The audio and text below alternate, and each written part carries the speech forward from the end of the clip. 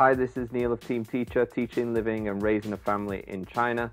Today we're looking at the Harry Potter PPT bomb game. Let's check it out.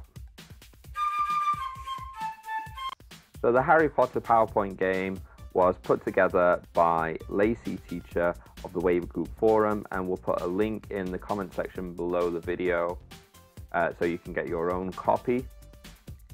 The home screen is of the Harry Potter cast, and to choose an option you have to select one of the numbers.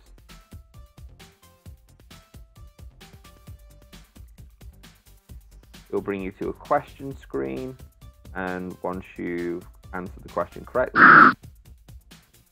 you then click on the hat.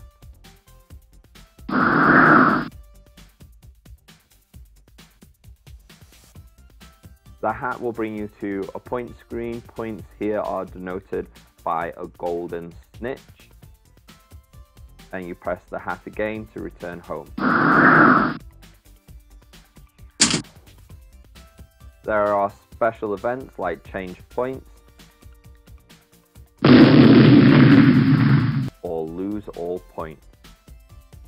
Well, that was the end of our Harry Potter PowerPoint walkthrough.